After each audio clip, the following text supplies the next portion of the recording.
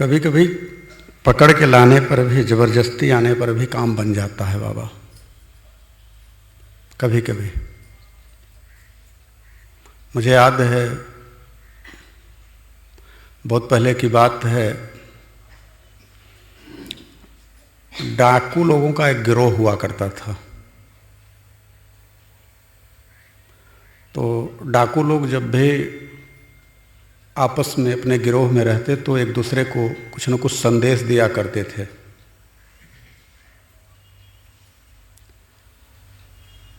तो जो सरदार था उसने अपने बेटे से कहा, देखना सब कुछ करना, लेकिन किसी आश्रम के बगल से मत जाना, किसी गुरु जी के बगल से मत गुजरना, कभी भी सत्संग नहीं सुनना, कान में उंगली डाल लेना।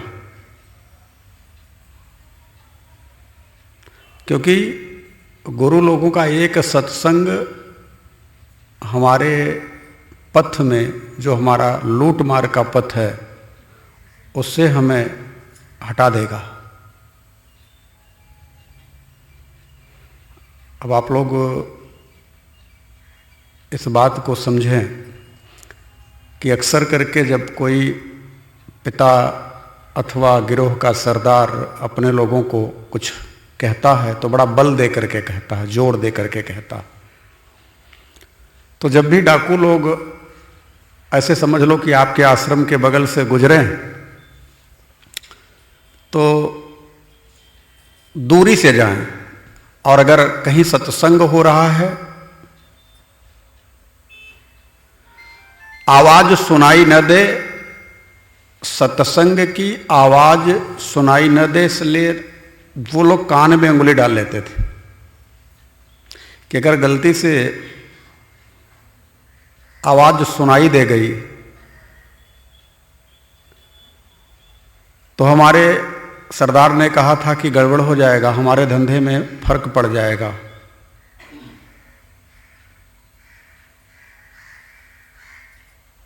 लेकिन होनी को जब कुछ होना होता है तो कुछ अच्छा होने के लिए कुछ गलत भी हो जाता है। सरदार का बेटा जब उस मार्ग से गुजर रहा था बहुत सारे गिरोह के साथ में, पहले का जमाना था, जूते चप्पल हुआ नहीं करते थे, तो उसी के पैर में एक कांटा चुभ गया। हालांकि दोनों हाथ में, अपने दोनों कान में दोनों उंगली डाल करके वो जा रहा था कि उधर से आवाज आ रही है, कुछ सुनाई दे जाएगा। तो वो अब कांटा चुभा तो उसको अपने कान में से उंगली निकालनी पड़ी, और जब उसने उंगली निकाली तो गुरु महाराज का प्रवचन चल रहा था। तो उन्होंने अपने लोगों से, जो बैठे हुए लोग थे, उनसे कहा कि देखो बाबा, हम मनुष्यों की तो परछाई होती है लेकिन देवताओं की परछाई नहीं होती। बस इतना उसने सुना था, कांटा निकाला और फिर कान में उंगली डाली और चला गया। संयोग से उसे किसी बड़े घराने में चोरी करने का मौका मिला, राजघराने में डकैती डालने का मौका मिला। उन लोगों ने डकैती डाली, बहुत सारा धन इकट्ठा किया, लेकर के अपने जगह पे पहुँचे। लेकिन चूंकि राजा के यहाँ चोरी की गई थी, राजा के सिपाही खोज रहे थे, राजा के जासूस खोज रहे थे। राजा का एक जासूस बहुत ही तेज था, वो जानता था कि कोई गिरोह ही है हमारे यहाँ डकैती करने की हिम्मत कर सकता है। साधारण बात नहीं है, और ना ही किसी साधारण व्यक्ति की हिम्मत है। तो डाकू लोग जो होते थे वो अक्सर करके काली की पूजा करते थे। वो लोग जहाँ भी जाते थे तो काली माँ से अपना प्रार्थना करके कि हम पकड़े न जाएं, हम ज़्यादा धन प्राप्त करें, ऐसी प्रार्थना करते थे। तो जो जासूस था उसने देखा कि हो सकता है यही लोग हों, और वह काली माँ के पीछे, उनकी मूर्ति के पीछे खड़ा हो गया। जब डकैत लोग जाने लगे, रात्रि का समय नहीं था, दिन का समय था, निकलना था उन लोगों को, भगवान सूर्यास्त की तरफ जा रहे थे। तो वो एक चद्दर ओढ़ करके माँ के पीछे खड़ा हो गया और डाकू लोगों से कहा, अपने को छिपा करके खड़ा हो गया कि तुम लोगों ने जो राजा के यहाँ डकैती डाली है उससे मैं नाराज हूं। काली मां की आवाज में बोला, तो यथासंभव हो तुम राजा के यहाँ का जो धन है उनके यहाँ पहुंचा दो। तो सब लोग घबरा गए जितने डकैत थे कि मेरी आराध्या अगर इस तरह की बात कर रही हैं तो हमें तो उस राजा का धन पहुंचा देना चाहिए। ऐसा विचार करने लगे। तभी वो जो सरदार का बेटा था उसने देखा कि पीछे से एक परछाई आ रही है, मूर्ति के पीछे एक परछाई आ रही है। तो उसने विचार किया अगर काली माई है तो परछाई तो हो नहीं सकती, क्योंकि देवताओं के पीछे परछाई नहीं होती। और वो गया और पीछे से जाकर के उसे पकड़ लिया। बोला, कौन हो तुम? तो भाई उसने अपनी बात बताई कि मैं जासूस हूं, ऐसा है। फिर सरदार ने कहा, बेटा तुम बताओ कैसे पहचान पाए? तो बेटे ने कहा, एक बार मैं आश्रम के बगल से गुजर रहा था, मेरे पैर में कांटा चुभा, तो मैं दोनों कानों में उंगली डाल के जा रहा था, लेकिन कांटा निकालने के लिए मैंने एक हाथ को नीचे लगाया, कांटा निकालने के लिए। बस इतनी आवाज सुनी थी, महाराज जी बोल रहे थे कि देवताओं को परछाई नहीं होती। वही मेरे दिमाग में बात बैठ गई थी। तो जो डकैतों का सरदार था उसने कहा, तुम्हारी हम लोगों ने एक बात सिर्फ उस संत की सुनी और हम लोगों की जान बच गई। जान बचने का अभिप्राय कि अगर ये पता चल जाता तो राजा के सैनिक आते, हम लोगों को बंदी बना देते, कारागार में डाल देते। इस व्यक्ति को तुम लोगों ने बंदी बना लिया और इसको सजा दोगे सरदार के हैसियत से, लेकिन एक बात, संत की एक बात ने हम लोगों की जान बचा ली। अगर संत की आज्ञा का पालन, संत की बात का अनुसरण अगर हम अपने जीवन में करने लग जाएं तो इस नारकीय जीवन से भी हम मुक्त हो सकते हैं। और उन सबों ने जाकर के संत से शरणागति लेकर के अपने आप को परमात्मा के साथ में जोड़ दिया। मैं यही कहना चाहता हूं कि भाव कुभाव अनख आलसहूं, नाम जपत मंगल दिस दसहूं। भाव से, कुभाव से, अनख से, आलस से जैसे भी बन पाए, अगर परमात्मा का नाम सुनने को मिल गया, बोलने को मिल गया, तो हमारा कल्याण करेगा ही करेगा। कुछ लोगों ने कहा कि महाराज जी कथा प्रसंग तो बहुत होता है, सुनने वाले श्रोता कितने होते हैं, कौन सुनता है? और जो सुनता भी है तो क्या उसको वो उसका निर्वहन करता है, उसका पालन करता है? मैंने एक बात कही कि आदिकाल से परमात्मा की चर्चा होती रही है, आज भी हो रही है और कल भी होती रहेगी। ठीक है, सुनने वालों की संख्या कम हो सकती है, भगवत कथा को सुनने वालों की संख्या कम हो सकती है, इसीलिए स्वर्ग एक बनाया गया और नरक 28 बनाए गए हैं। स्वर्ग एक बनाया गया और नरक 28 बनाएंगे। भगवान जानते हैं कि कथा सुनने वालों की संख्या बहुत कम होगी, लेकिन जितनी भी होगी वो सारे के सारे देसी घी होंगे, दाल में पड़ेंगे तो ऊपर आ जाएंगे। वो हमेशा अपने आप को ऊपर बना करके रखेंगे। तो मैं आप सबसे कहूंगा कि भगवान का चिंतन, भगवान का नाम, भगवान का रूप, भगवान की लीला, यह जो किसी न किसी रूप में अगर अपने जीवन में उतरने लग जाए तो कल्याण करके ही मानती है। इसका कार्य ही है कल्याण कर देना। आप लोग तो जानते हैं कि नाम रूप लीला धाम, ये जो 4 सीढ़ियां हैं भगवत पथ की, इन दिव्य सीढ़ियों पर किसी भी एक सीढ़ी पर अगर साधक चढ़ जाए, कदम रख जाए, तो गीता कहती है नेहा भी क्रम नासुस्ति प्रत्यवायु न विद्यते स्वल्पमभ्यस्य धर्मस्य त्रायते महतो भयात्। फिर क्रम का नाश नहीं होता, भटकाव नहीं होता। एक कदम ठीक से समझ करके चल दिया जाए। बस यही है कि ठीक से समझ में एक कदम आ जाए, और एक कदम ठीक से समझ करके चल दिया गया, शरीर छूट गई, शरीर छूट गई, दोबारा आपको शरीर मिलेगी तो मानव का जीवन ही मिलेगा, यह गारंटी हो जाती है, गीता कहती है। शर्त बस इतनी है कि एक कदम आप चल भर दो ठीक ठाक। और पहला कदम है क्या? नाम। ये पहला कदम है। मैं रूप की चर्चा नहीं करता, लीला भी नहीं कह रहा हूं। आप सिर्फ एक कदम चलो, और वो पहला कदम है नाम का। नाम में कितनी शक्ति है? तो कहा नाम लेत भव सिंधु सुखाही करहु विचार स्वजन मन माही। संसार समुद्र जिसमें आप फंसे हो, बार बार जिसमें आकर के पतन हो रहा है, आप गिर रहे हो, एक नाम लेने से, नाम से सिर्फ भव सिंधु आपका सूख जाएगा और संसार से आप परे हो जाओगे, संसार सागर से पार हो जाओगे। सिर्फ नाम।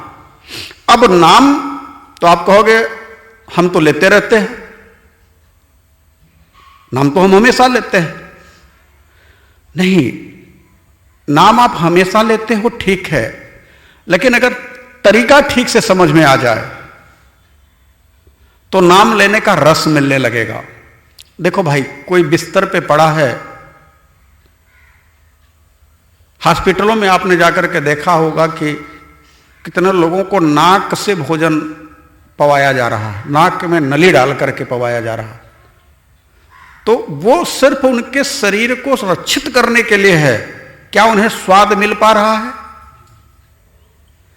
तो भोजन पाने का जो मुख्य मार्ग क्या है? मुख है। जिह्वा स्वाद प्राप्त करती है, जिह्वा को स्वाद मिलता है। ठीक उसी प्रकार से नाम अगर आपका सही मार्ग पर, सही दिशा में चलने लग जाए तो फिर स्वाद मिलना शुरू हो जाएगा। जिस प्रकार से भौतिक जगत के पदार्थ का, खाने पीने वाले पदार्थ का स्वाद आपको मिलता है, उसी प्रकार से नाम का भी स्वाद मिलेगा। नाम का भी रसास्वादन होता है, और वह जो रसास्वादन होता है वो धीरे धीरे धीरे धीरे जब आपके साथ में सध जाता है, तो अगर एक दिन आप न लेकर के देखो, अगर रह पाओ तो कहना, एक दिन न लेकर के देखो, सिर्फ एक दिन। प्रतिदिन आप नाम जाप कर रहे हो, एक दिन ऐसा लगे कि नहीं, आज हमको नाम जाप नहीं करना है,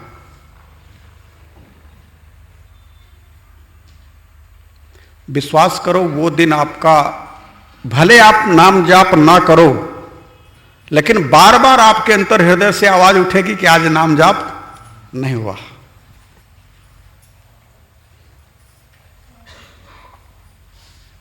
ये रस जो मिलता है, ये जो अंदर का रस है, उसके लिए संत कहते हैं के जी जाने यापना कहर जनावे पियो। ये तो अंदर की बात है, अंदर की बात है। अब रस मिलेगा कैसे? नाम का जाप तरीके से किया जाए तो तरीका क्या है? तरीका, जब जब आप सत्संग सुनने आते हो, मैं किसी न किसी रूप में जरूर बताता हूं कि चलते फिरते, उठते बैठते, खाते पीते, सोते जागते, नहाते धोते, जो भी आप क्रिया कर रहे हो, मैंने तो मजाक में कभी कभी यह भी कहा कि गाली देते झगड़ा करते। अगर गुस्से में है आप, एक बार राम बोल दीजिए। किसी को अपशब्द बोलना चाहते हैं, एक बार राम बोल करके देखिए, आपका गुस्सा तत्क्षण न कम हो जाए तो कहना। लेकिन जानते हो, ये जो क्रोध रूपी कुंभकर्ण है ना, जब सवार होता है तो राम को सामने आने नहीं देता।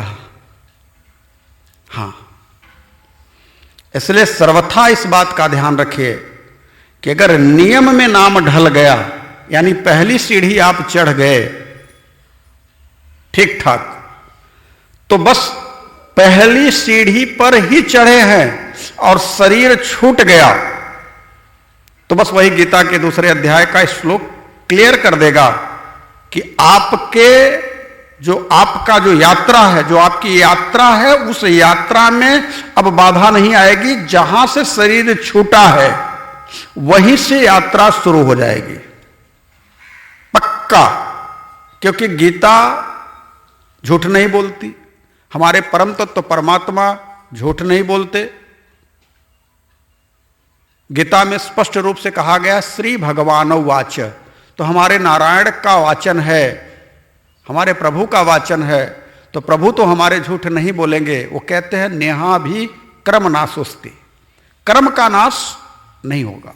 यानी एक सीढ़ी चढ़े आप, स्थूल शरीर छूट गया, लेकिन सूक्ष्म शरीर जो है, मनः कष्टाणि इंद्रियाणि, जो प्रकृति स्थान कर्षयति, वो प्रकृति की तरफ जो जा रहा था, अब वो परमात्मा की तरफ अग्रसर हो गया। पुनः मानव जीवन मिलेगा, गारंटी हो गई, पुनः मानव जीवन मिलेगा। और दूसरी गारंटी हो गई, जहां से छूटा है वहीं से शुरू हो जाएगा। ऐसा नाम का प्रभाव है। अब विचार करिए, सिर्फ एक सीढ़ी पर चढ़ने पर क्या हो रहा है कि आपको पुनः संसार में भजन करने का अवसर प्राप्त हो रहा है। और धीरे धीरे भगवान गीता में खुद कहते हैं अनेक जन्मम संसिद्धि। अब अनेक जन्म के बाद क्या होगा? ततो यातन परम गति। पुनः क्रिया जो आपकी चल रही थी, जहां से चल रही थी वहां से आगे बढ़ेगी। एक दो जन्म लेते लेते आप उस पूर्णत्व परम तत्व परमात्मा के साथ में तद्रूप हो जाओगे। यानी रास्ता मिल गया।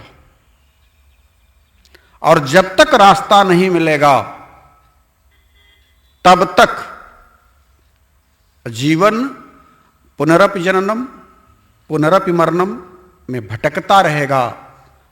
मैं आप सबसे कहूं, एक न एक दिन आपको रास्ता खोजना ही पड़ेगा। अब तय आपको करना है कि 84 लाख की यात्रा करके आप रास्ता खोजना चाहते हो, या इसी मानव देह से ही अब जो मार्ग मिला है। क्यों?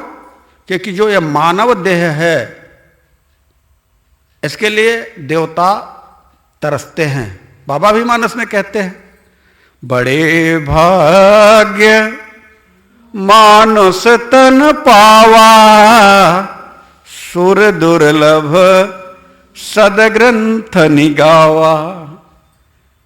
ऐसा क्या हो गया है कि देवताओं के लिए भी दुर्लभ है? तो बाबा कहते हैं आगे, साधन धाम मोक्ष कर द्वारा, पाइन जे परलोक सवारा। ये जो मनुष्य का जीवन मिला है ना, ये साधन है,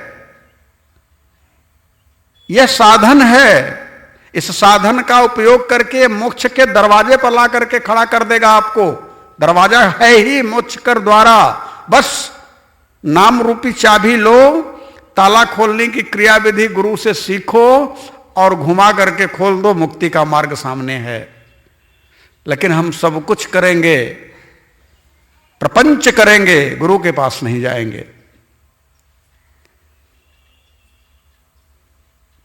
जितना भी जीवन का गलत कर्म है, कोई कह दे कि यहां ऐसे हो रहा है तो चल दोगे आप, लेकिन कोई कह दे वहां कथा हो रही है चलो, अरे हमारे पास समय नहीं है। मैं आपसे कहना चाहता हूं, ये जितने भी चीजें हैं जिनको आप अपना मान करके बैठे हो, जिनके माध्यम से आपको आनंद, ऐसा प्रतीत होता है कि आपको आनंद आ रहा है, मैं आप सबसे कहना चाहता हूं यह आपके स्थूल का आनंद है जो यहीं पर समाप्त हो जाएगा। आपके अंतःकरण का जो आनंद है, जो आपकी दिव्यता का आनंद है, वह सूक्ष्म के ही साथ में जुड़ा है। और सूक्ष्म जब तभी खुलेगा, सूक्ष्म का दरवाजा तभी खुलेगा जब आप किसी गुरु के पास जाओगे। उस दरवाजा को खोलने की क्रियाविधि भी आपको ही मालूम होगी, दूसरा कोई नहीं कर पाएगा। यही कारण है कि जल्दी लोग धार्मिक होने के बजाय अधार्मिक होने में ज्यादा विश्वास करते हैं। लेकिन विश्वास के साथ मैं कहना चाहता हूं कि परमात्मा की प्रेरणा को अंतःकरण में उतारने के लिए जीव को शिव रूपी गुरु के साथ में संबंध स्थापित करना ही होगा। और अगर आप नहीं करते हो तो ये मान करके चलो कि आपका जीवन पुनः मानव का मिलेगा, इसकी कोई गारंटी नहीं है। हम सभी रामचरितमानस के सरोवर में अवगाहन करने के लिए प्रयासरत हैं और इसी प्रयास के फलस्वरूप हम सभी हनुमान जी महाराज जो सदगुरु के रूप में हैं उनकी कृपा को प्राप्त करना चाहते हैं। बिना उनके आशीर्वाद से हम सभी रामचरितमानस का आनंद नहीं ले पाएंगे, क्योंकि कहा जाता है मानस में प्रवेश करने के लिए, राम के दरबार में प्रवेश करने के लिए हमें उस गुरु से संबंध स्थापित करना होगा, जुड़ना होगा। कौन गुरु? जो राम दुआरे तुम रखवारे, दरवाजे पर ही खड़े हैं वो, उनसे मिलना पड़ेगा, उनकी प्रार्थना करनी पड़ेगी, उनसे मिलवाने के लिए कहना पड़ेगा।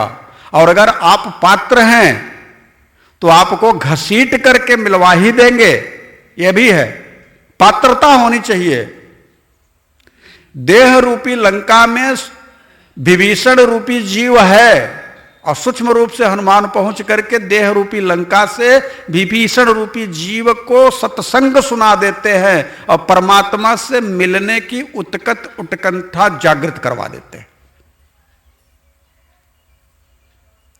इसलिए मैं कहना चाहता हूं कि हनुमान चालीसा का जब हम अनुभव करें तो हनुमान चालीसा को हम पिए और उसे जिए। जब हम हनुमान चालीसा को पीना जान जाएंगे और उसके साथ में जीना जान जाएंगे तो फिर गुरु की कृपा हमारे पास उतरेगी ही उतरेगी, इसमें संदेह नहीं है। आइए हम सभी हनुमान चालीसा में प्रवेश करने के लिए भगवान के नाम का गुणानुवाद करें। थोड़ा सा भगवान का नाम ले लें, क्योंकि भगवान के नाम के बगैर पुण्य, जब पुण्य का उदय होगा तभी संत के सम पे हम जा सकते हैं। तो थोड़ी देर के लिए मनवाड़ी कर्म को भगवान के साथ में जोड़े, और जैसे ही हम जुड़ते हैं तो गुरु की कृपा अपने आप हमारे तरफ आएगी, पक्का आएगी, इसमें संदेह नहीं है।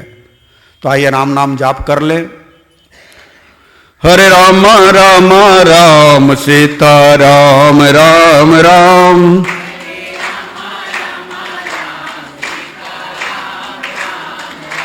हरे राम राम राम सीता राम राम राम,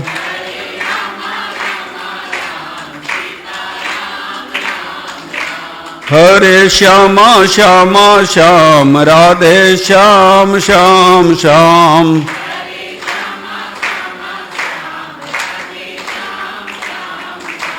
हरे श्यामा श्यामा श्याम राधे श्याम श्याम श्याम,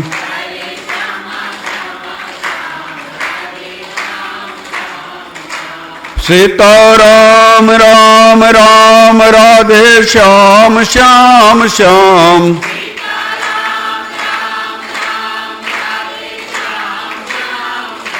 राधे श्याम श्याम श्याम राजा राम राम राम,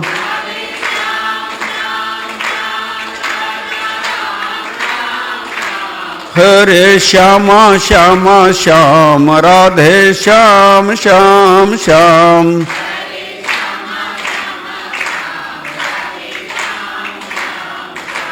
हरे राम राम राम राजा राम राम राम।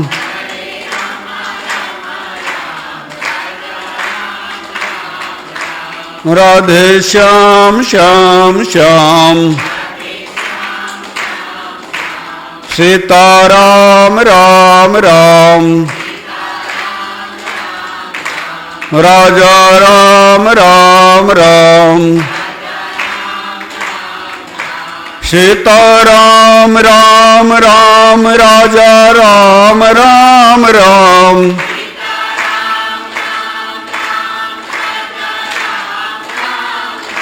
राजा राम राम राम राधे श्याम श्याम श्याम।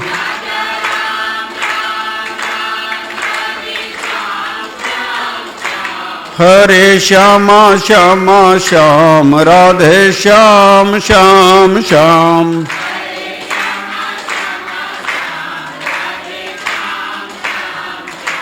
हरे राम राम राम सीता राम राम राम।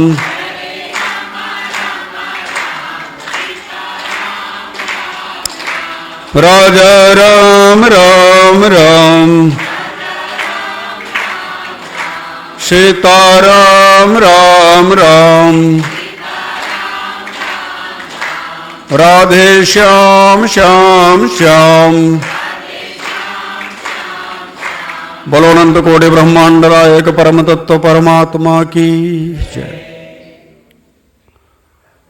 अपने मन को गोविंद के चरणों में लगाने के लिए थोड़ा हम सब बैठ जाएं, ध्यानस्थ होकर के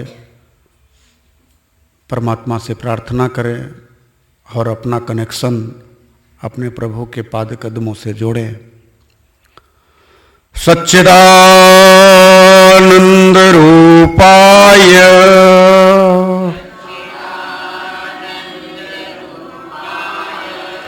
विश्वोत्पत्त्यादि हेतवे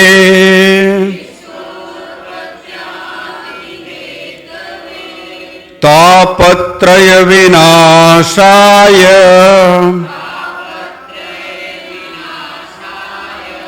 श्री कृष्णाय वयं नमः। हे परमात्मा,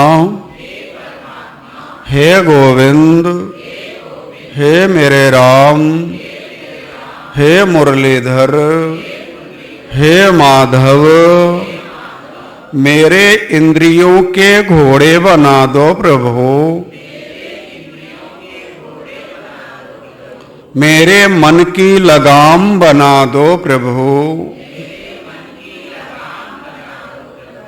मेरे बुद्धि को सारथी बना दो प्रभु। मेरे शरीर का रथ बना दो प्रभु। मेरे अंतःकरण के अनुराग को उपदेश दो प्रभु।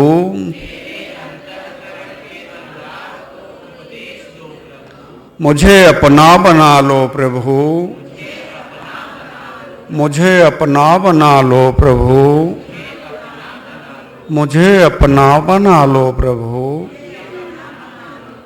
हरि ओम।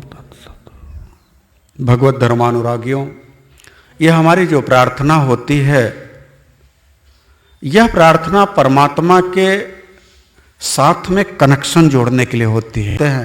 तो जितना गहर संबंध आपका उस संसारी व्यक्ति से होता है, उतना ही आपका प्रेम प्रगाढ़ होता है। वैसे ही ठीक उसी तरह से अगर हम फॉलो करें कि अपने परमात्मा को अपने साथ जोड़ने के लिए उसी भाव से, उसी रूप से अगर मानने लग जाते हैं, तो परमात्मा कहते हैं सचमुच में तुम मेरे ही हो, इसमें संदेह नहीं है। सचमुच में तुम मेरे हो। शर्त इतनी थी कि तू अभी तक कामनाओं के भंवर जाल में फंस करके मुझे भूल बैठे थे। कामनाओं के भंवर जाल में फंस करके जो प्रभु को भूल बैठता है, वह प्रभु का अपना होते हुए भी प्रभु से दूर हो जाता है। कभी आप लोगों ने सोचा कि जो जीवन मिला है आपको, कल किसके साथ क्या हो जाए कोई गारंटी है? यह पक्का है कि कल किसके साथ क्या हो सकता है कोई गारंटी नहीं है। अब उसी हिसाब से आप जरा अपने अंदर झांक करके देखो कि आप परमात्मा से कितने जुड़ पाए हो, आपके पास कितना मसाला है, आपके पास कितना प्रेम परमात्मा से जुड़ने के लिए बन पाया है। अगर थोड़ी सी पीछे हट करके आप अपनी गठरी देखो कि आपके पास कितना माल मसाला है, तो देखोगे तो पाओगे कि जितना समय आपने अपने संसार के लोगों के साथ में प्रेम भाव करने में बिता दिया, उसका कुछ अंश भी नहीं परमात्मा के साथ अपने आप को जोड़ पाए। अच्छा, अब आप खुद विचार करिए कि अगर परमात्मा के साथ आपका जुड़ाव नहीं हुआ तो परमात्मा आपको फिर मिलेंगे? वो भी तो कहेंगे कि तेरा मेरा कोई रिश्ता ही नहीं रहा, तुझे तो मानव जीवन दिया। वो एक भजन है ना कि मैंने मानव जन्म तुझको हीरा दिया, तू वृथा ही गंवाए तो मैं क्या करूं। ये जो मानव जीवन मिला है ना, इससे व्यर्थ न जाने दो। बहुत सारे लोगों के प्रश्न आते हैं, गुरुजी कैसे भजन करूं, समय तो मिलता नहीं, ठंडी का मौसम है तो दिन छोटा हो जाता है, गर्मी का मौसम है तो बहुत सारी प्रॉब्लम होती है, भजन करने का समय भी तो होना चाहिए। अरे पगले, भजन करने का कोई समय ही नहीं है। भजन करने की पहली सीढ़ी पर कदम तो रख और सिर्फ चलते फिरते उठते बैठते खाते पीते सोते जागते नहाते धोते परमात्मा के नाम का उच्चारण कर ले। कभी विचार किया कि जो पदार्थ हम मुंह के पास में लेकर जाते हैं, उसे खाते हैं, वो पदार्थ ही खाते हैं, लेकिन वही पदार्थ अगर राम बोल करके खाने लगे तो वो पदार्थ जो हाथ में है वो प्रसाद बन गया। बस एक बार राम बोला और वो प्रसाद बन गया। प्रसाद यानी मेरे परमात्मा का भोग लग गया। और अगर परमात्मा का भोग लग गया जिस पदार्थ में, वो पदार्थ तो पदार्थ रहा नहीं, वो प्रसाद बन गया। और अगर हम प्रसाद खाने लगे, चलते फिरते उठते बैठते खाते पीते हम प्रसाद रूप हो गए। एक बात कहूं, किसी संसारी व्यक्ति को याद करते हो तो उसे हिचकी आती है। चलते फिरते उठते बैठते खाते पीते अगर प्रभु को अपने याद करोगे तो क्या उन्हें हिचकी नहीं आएगी? आनंद आ जाएगा, स्वाद मिलने लगेगा, रस मिलने लगेगा। और वह रस ऐसा होगा जैसे हमारे हनुमान जी महाराज को मिला। राम के कार्य को करने के लिए हनुमान जी महाराज इतने तत्पर हैं, इतने तत्पर हैं कि जामवंत जी को यह कहना पड़ा कि राम काज लग तब अवतारा। आपका अवतार इस धराधाम पर क्यों हुआ है? राम का कार्य करने के लिए। अच्छा विचार करो कि ऐसा क्या हो सकता है कि जिसे हमारा राम न कर सकता हो?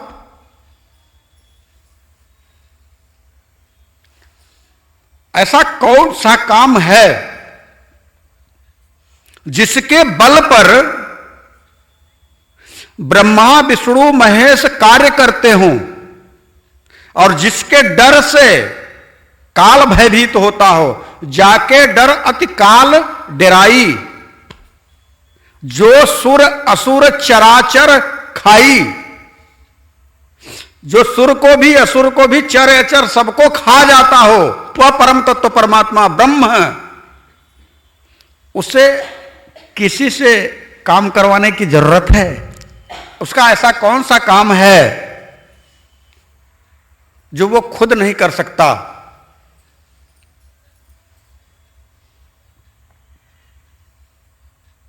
लेकिन वह परमात्मा यह चाहता है कि मेरा कोई अपना हो जो मेरा अपना हो, जो मेरा काम करे, मेरे से प्रीति जोड़े, मेरे से संबंध स्थापित करे। बस इसी कारण से काम होता है और कोई कारण नहीं है, बस यही कारण है। मैं आप सबसे कहना चाहूंगा कि जब भी जीवन में आपको सांसारिक विधियों में, गतिविधियों में कभी भी अड़चन आती है तो आप अपने सहयोगी या किसी से सलाह लेते हो अथवा आप किसी को कोई ना कोई काम सहेज देते हो, जबकि वह काम कभी कभी आप खुद करने में सक्षम हो, लेकिन यह सहेज करके, बता करके, दे करके यह कहना चाहते हो कि ये आपके लिए कर दिया, ये कार्य आपके लिए है। भगवान भी उसी तरह से अपने लोगों को अपना कार्य करवाने के लिए चुनते हैं। ये जो आपका आश्रम है ना, ये आपके गोविंद का घर है। जब आप यहां आते हो ना और हाथ में पोछा उठाते हो, झाड़ू उठाते हो और जब यहां का कार्य करते हो ना, तो परमात्मा मुस्कुरा करके कहते हैं, देखो यह मेरा कार्य कर रहा है, ये मेरा है। बस ऐसे ही समझ लो कि आपको अंदर से संतुष्टि होती है अपने आश्रम का कार्य करने में और परमात्मा को आनंद आता है कि यह मेरा होने जा रहा है, यह मेरा है। और नहीं, हमारे प्रभु को किसी का कार्य क्या जरूरत है? भ्रिकुट विलास सृष्टि लय होई, जिसके भ्रिकुटी के टेढ़े पर से सीधे सीधे सृष्टि का लय हो जाए, उसे अपना काम करवाने की क्या जरूरत है? लेकिन अपने भक्त को इसलिए बुलाता है, संसार को मार्गदर्शन देने के लिए, संसार को दिशा देने के लिए। हनुमान जी महाराज क्यों आए? कि उनको देख करके संसारी लोग उसी तरह से प्रभु से प्रेम करें, प्रभु से जुड़े। प्रसंग आता है कि माता सीता की खोज करके जब हनुमान जी आते हैं, जब आते हैं हनुमान जी तो भगवान उनको देखते हैं और देखते ही कहते हैं कि हनुमान,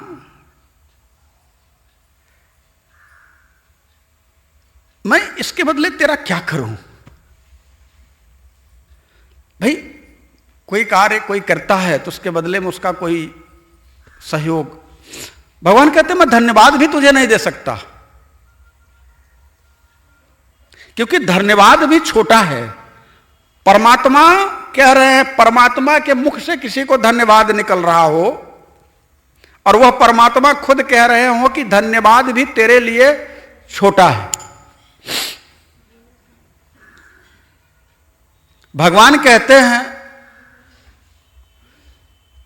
सुंदरकांड की चौपाई है, प्रत्युपकार करऊं का तोरा, सन्मुख होई न सकत मन मोरा।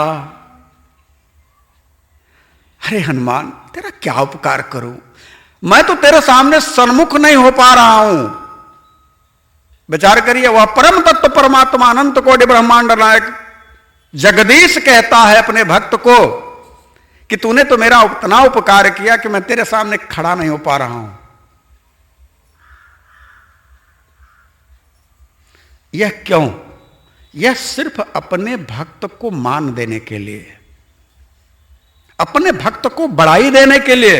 हमारे प्रभु धराधाम पे आते हैं तो यह एक अपने भक्तों को अपने साथ जोड़ने के लिए, अपने नए भक्तों को अपने साथ जोड़ने के लिए पुराने भक्तों का मार्ग वो खुद चुनते हैं, उनकी एक लीला का, उनका एक पात्र बना करके कि यह कार्य तुझे करना है, और ये लोगों के लिए मार्गदर्शक बनेगा। विचार करिए, आज हम हनुमान चालीसा के उसी चौपाई पर जा रहे हैं। आइए हमारे साथ आप सब भी गाइए। सहस बदन तुमरो जैसे गावे, अस कहि श्रीपति कंठ लगावे।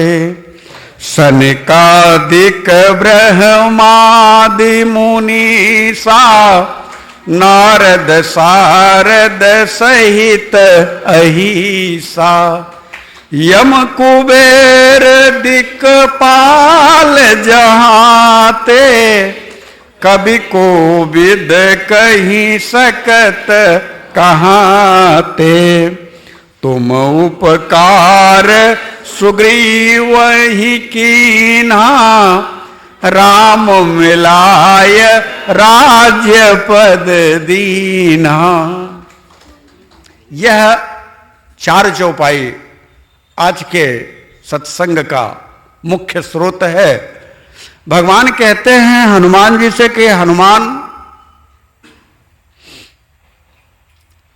सहस बदन तुम्हारो जस गावे। उसके दूसरे स्टेंजा में चलें तो कहते हैं कि सहस बदन तुम्हारो जस गावे, इसको छोड़िए, अस कहीं श्रीपति कंठ लगावे। अच्छा देखिए, भक्त क्या चाहता है? भक्त भगवान के चरण चाहता है। भक्त भगवान के चरण चाहता है, भगवान के पद की इच्छा है उसे। वो भगवान का पद चाहता है, चरण चाहता है। लेकिन भगवान क्या चाहते हैं? कि मेरे हृदय से लग जाए।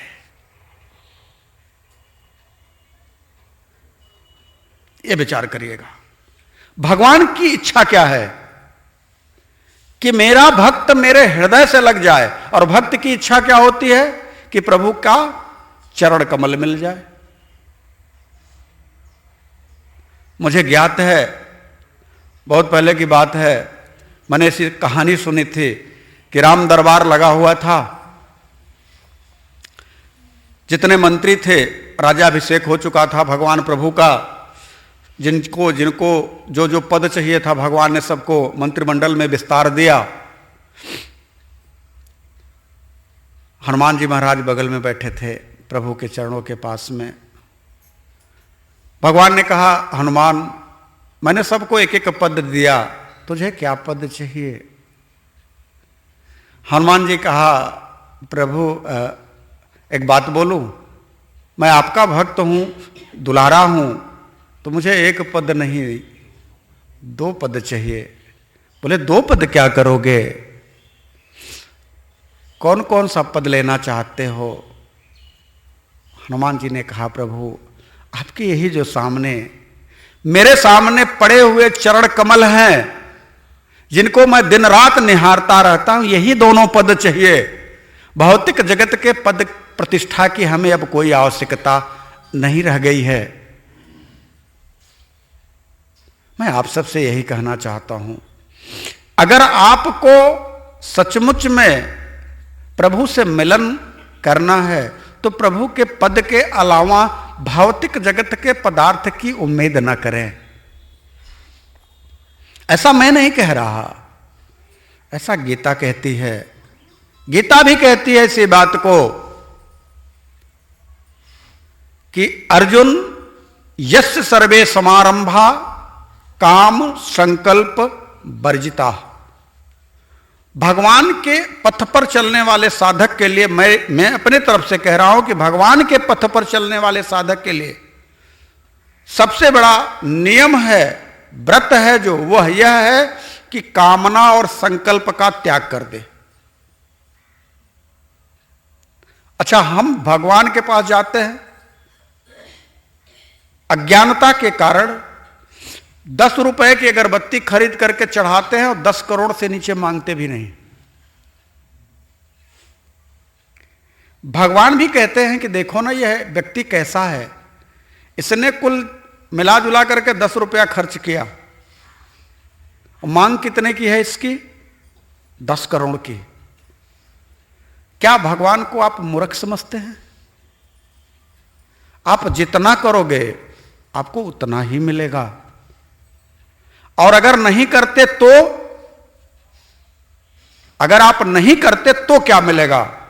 तो मैं एक उदाहरण देकर के आपसे कहना चाहूंगा।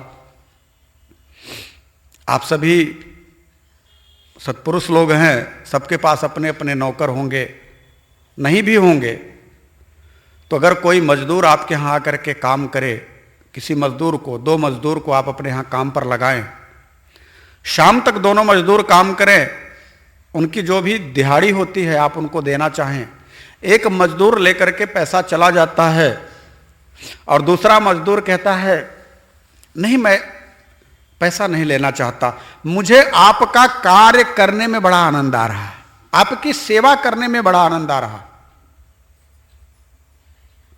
मुझे पैसा नहीं चाहिए। अच्छा, जिस पहले मजदूर को आपने पैसा दिया वो ले जाकर के उस पैसे का सदुपयोग करे, दुरुपयोग करे, आपसे कोई मतलब नहीं, मतलब ना। लेकिन जिस व्यक्ति ने कहा कि नहीं मुझे पैसा नहीं चाहिए, मुझे आपकी सेवा में आनंद है, मैं आपका ऐसे ही सेवा करता रहूं, तो आप बताइए कि आपकी जिम्मेदारी उसके ऊपर बढ़ गई कि नहीं? आपके मन में यह बात आएगी ये रहेगा कैसे, खाएगा कैसे, इसके पास कपड़े हैं कि नहीं, चप्पल है कि नहीं, ब्रश मंजन इसके पास है कि नहीं। जब मेरी सेवा करना चाहता है तो इसके रख रखाव की जिम्मेदारी मेरे ऊपर आ गई ना। ऐसा होता है कि नहीं होता? बस यही समझ लीजिए कि आप 10 रुपए का अगरबत्ती ले जाकर के भगवान को चढ़ा करके जो भी मांगना चाहते हैं, आपके अवकात के अनुसार जो भी आपकी मांग है और जो भी आपने खर्च किया है उसके अनुसार आपको परिणाम तो भगवान दे देंगे और आपसे कोई संबंध नहीं। लेकिन जिस व्यक्ति ने आपका कार्य किया और आपकी सेवा में ही उसे आनंद है, जैसे आपने भगवान की खाली सेवा करो, उसी में अपना आनंद मानो, या मान करके चलो कि मैं सिर्फ प्रभु का सेवक हूं, मैं सेवक सचराचर रूप राशि भगवान, बस सेवक बन जाओ। और सेवक कैसे बनो? निष्काम भाव से, काम संकल्प वर्जिता, कामना और संकल्प का त्याग करके। परिणाम क्या होगा कि भगवान आपका सब कुछ वहन करने लग जाएंगे। देखो, ये जितनी बातें मैं कह रहा हूं आपके धर्मशास्त्र की कह रहा हूं।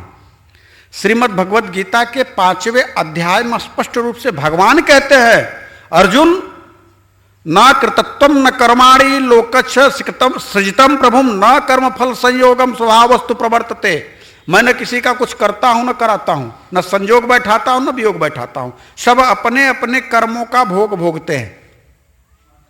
तो अर्जुन का प्रश्न था कि प्रभु अच्छा एक बात बताइए कि अगर इस तरह की बात है तो लोग कहते क्यों है कि भगवान ही करता कराता है? तो भगवान कहते हैं नादंते कस्य चिंतापम न चैवम सुकृतम विभुम अज्ञानेन व्रतम ज्ञानम तेन मुह्यन्ति जंतवः।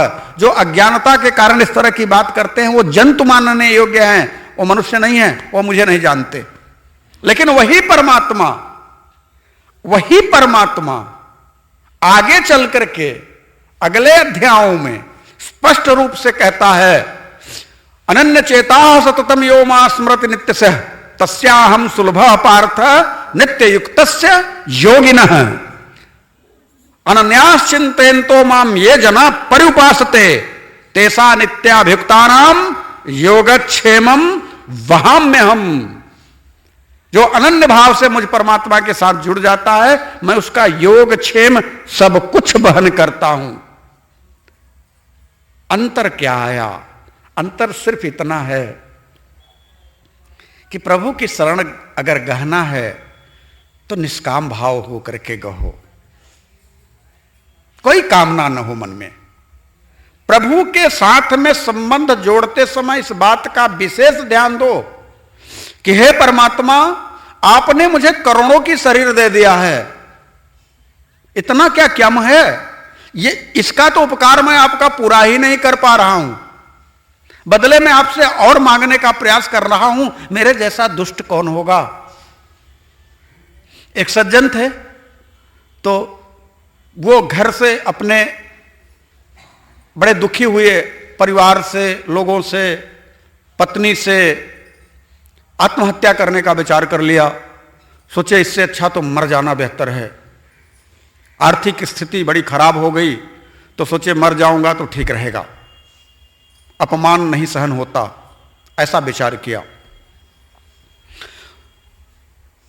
अब किसी बड़े पहाड़ के पास में गए, किसी घाटी में एक टीला पर पहुंचे और वहां से कूदने ही वाले थे, तब तक एक संत ने पीछे से देखा और रोका। अरे बाबा क्या कर रहे हो, रुक जाओ। उन्होंने कहा नहीं, मुझे मर जाने दीजिए, मेरा इस संसार में जीने का कोई प्रयोजन नहीं है। किस कारण मर रहे हो? मुझे लोग अपमानित कर रहे हैं, मेरे ऊपर कर्ज है, मैं मर करके अपने आप को समाप्त कर लेना चाहता हूं। संत ने कहा ठीक है, तुम्हारे ऊपर कितना कर्ज है? बोले लाखों का है। बोले ठीक है, मैं दे देता हूं, मैं दे देता हूं। एक बार संत ने उनका हाथ पकड़ा और अपने आश्रम की तरफ लेकर के गए। संत ने अपने शिष्य के द्वारा अपने एक बड़े शिष्य जो सेठ थे उनको बुलवाया, और बुलवाने के बाद उनको थोड़ा कोने में ले जाकर के समझाया। और जब कोने में ले जाकर के सेठ को समझाया तो ये जो सज्जन थे, जो आत्महत्या करने वाले थे, इनके पास सेठ जी और गुरु जी आए बैठे।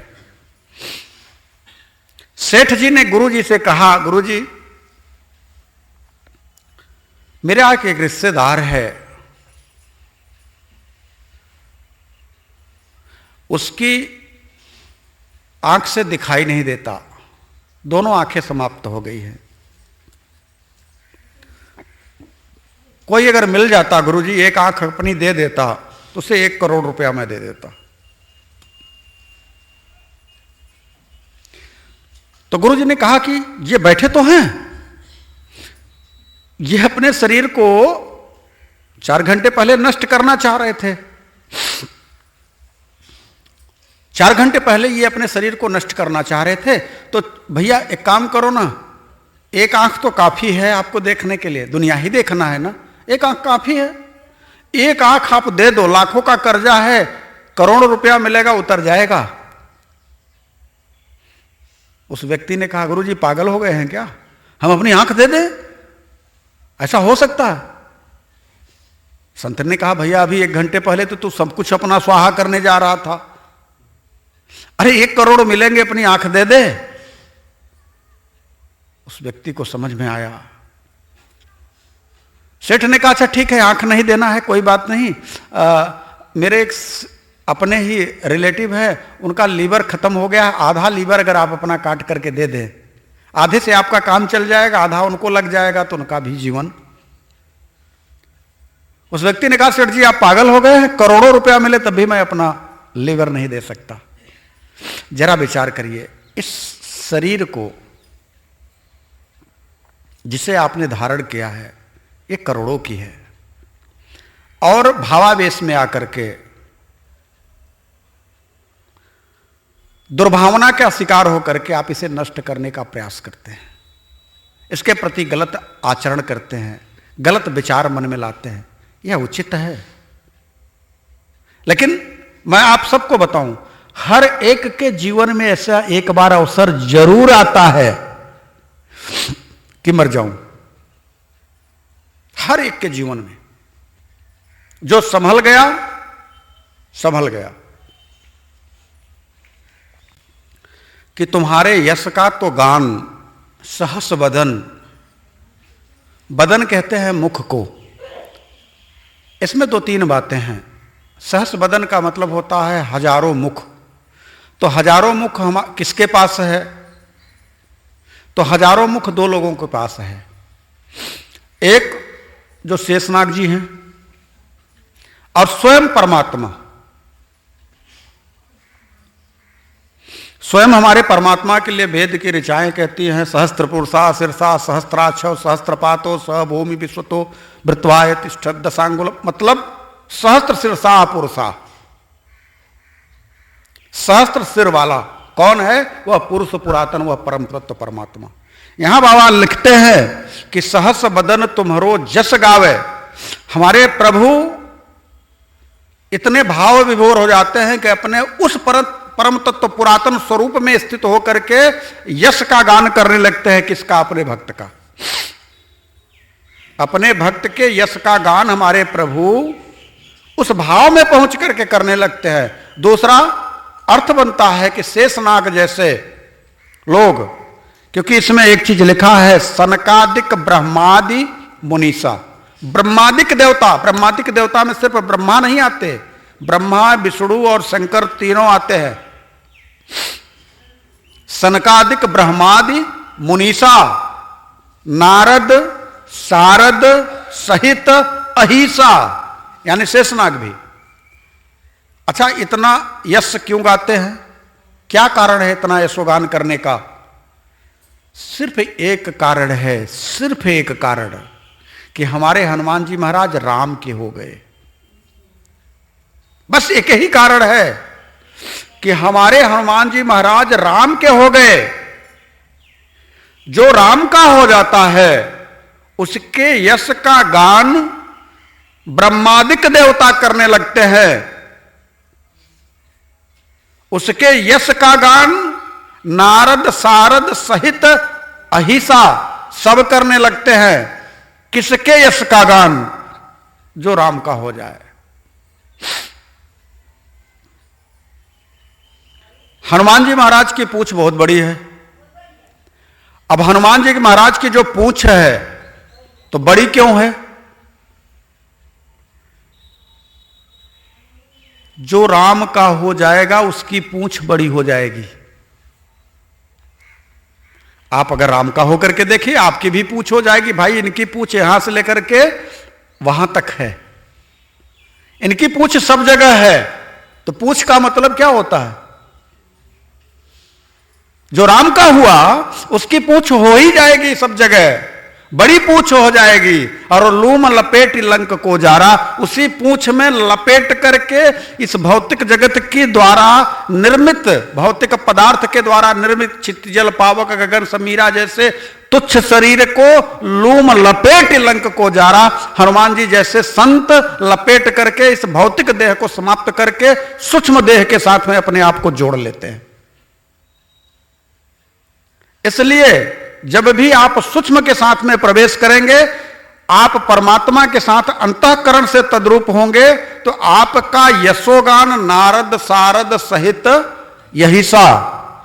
इतना ही नहीं कहा, यम कुबेर दिक्पाल जहाते, दिग दिगंतर जितने दिक्पाल है, यम है। यम मतलब जिनसे आप कांप जाते हैं, वो हमारे प्रभु के भक्त का यशोगान करते हैं। हमारे प्रभु के भक्त का यशोगान करते हैं, जिससे आम संसारी कांप जाता है। मैं आपसे कहना चाहूंगा, आप प्रभु के अगर भक्त बन गए तो आपका भी यशोगान यम करेंगे। यम कुबेर दिक्पाल जहाते, कवि को भी कह सकत कहाते। छोटे मोटे कवियों की तो बात ही छोड़िए, खुद गोस्वामी तुलसीदास जी कहते हैं कि पहले कहावत कही गई ना, जहां न पहुंचे रवि वहां पहुंचे कवि। लेकिन स्वयं तुलसीदास जी कहते हैं कि कवि को भी कह सकत कहाते। नारद सारद सहित हिस्सा, नारद सारद इतने लोग गुणानुवाद प्रभु के करते हैं।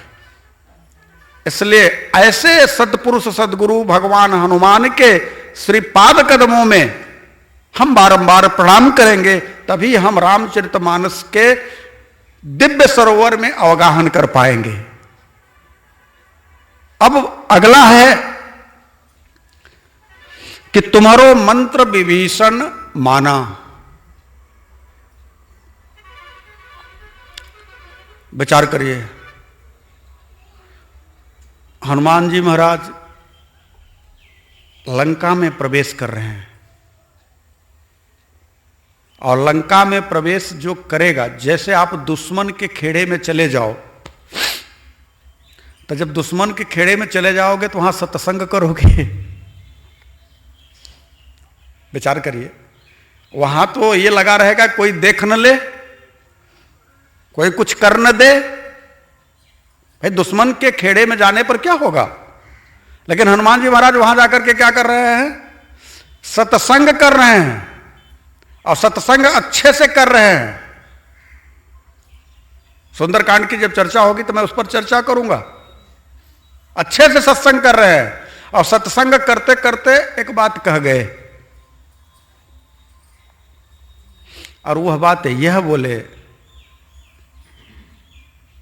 कि विभीषण एक बात तुमसे कहूं, ये जो लंका है यह निशाचरों की नगरी है। इस निशाचरों की नगरी में तुम्हारा क्या काम है, तुम यहां क्यों हो? तो विभीषण भी अपनी बात कह गए। विभीषण भी कहते हैं कि मेरी स्थिति जानते हैं कैसी है। जिम दसनन मह जीभ बेचारी, मैं दांतों के बीच में जैसे जिह्वा होती है, कब गलती से इधर उधर हो जाए कि दांत घायल कर दें, उसी तरह से मैं हूं। हनुमान जी महाराज ने समझाया कि अपने को जिह्वा मानते हो? बोले हाँ जिह्वा तो मानता हूं। तो बोले जिह्वा जो है ना अपने पे आ जाए तो दांत तोड़वा देती है। हाँ, जिह्वा अपने पर आ जाए तो जिनसे उनको डर है, जिह्वा को दांतों से डर है ना, अगर जिह्वा अपने पर आ जाए तो उन दांतों को तोड़वा देते। कहते ना बत्तीसी बाहर कर दूंगा। अच्छा क्यों कर दूंगा भाई? जीभ ने कमाल किया तब तो अगले ने कहा, अगर जीभ कमाल नहीं करते तो अगला कहता नहीं।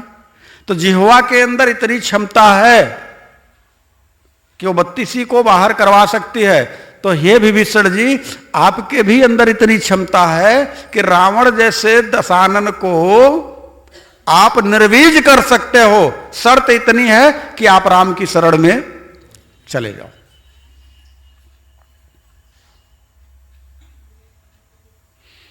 अब प्रश्न उठता है कि राम की शरण में जाने का जो मंत्र हमारे सदगुरु भगवान हनुमान जी महाराज ने विभीषण को दिया, तुम्हारो मंत्र विभीषण माना। ध्यान देना, शब्दों पर जाना। विभीषण ने मंत्र को माना। कभी कभी ऐसी परिस्थिति बनती है कि हमें मान लेना चाहिए। हम क्या करते हैं इस भौतिक जगत के जीवन में, कल पुर्जे के युग में, कल युग में जानने के बाद ही मानने का प्रयास करते हैं। भगवान है कि नहीं हमको दिखाइए, हम जब जानेंगे तब भगवान को मानेंगे। बिना चमत्कार के नमस्कार नहीं होता। इतनी सारी बातें लोग कह जाते हैं, लेकिन जरा उनसे यह पूछा जाए कि जो ये बाणी निकल रही है वो निकल कहां से रही है? तुम देखना किस आंख से भगवान को चाह रहे हो, यह तय कर लो। ये जो बाणी निकल रही है वो कहां से निकल रही है? उस आंख से जब तुमको देखने की जरूरत होगी तभी तुम परमात्मा को देख पाओगे जहां से यह बाणी निकल रही है। अब तुम कर क्या रहे हो? बाणी तो निकल रही है सूक्ष्म से, अब दिखवाना किसको चाहते हो? स्थूल को। तो पागलपन की तो हद है। अरे जहां से बाणी निकल रही है वहीं से तुम देखने का प्रयास करो, निश्चित तौर से भगवान को देख लोगे, इसमें संदेह नहीं है। लेकिन उटपटांग काम करेंगे हम। बाणी से तो बोल दिया, देखेंगे इसी आंख से। परमात्मा का इतना करीबी होने के बाद भी, सखा होने के बाद भी, साथ साथ में उठने बैठने के बाद भी अर्जुन परमात्मा के उस स्वरूप को देख नहीं पाया। उसे देखने के लिए परमात्मा को दिव्य दृष्टि देनी पड़ी, तब जाकर के परमात्मा ने उसे जब दिव्य दृष्टि दी तब वो देख पाया परमात्मा के स्वरूप को। और आप हैं, अरे कहने की बात है भगवान होते नहीं, भगवान कुछ नहीं है। बहुत सारे ऐसे आपको कहते हुए मिल जाएंगे। मैं भी एक सज्जन को मिला था और बड़े ही नास्तिक प्रकृति के, अरे भगवान कुछ नहीं होते, ऐसा कुछ नहीं है, ये सब बाबा लोगों के अपना अपना प्रपंच है, इस तरह की बातें।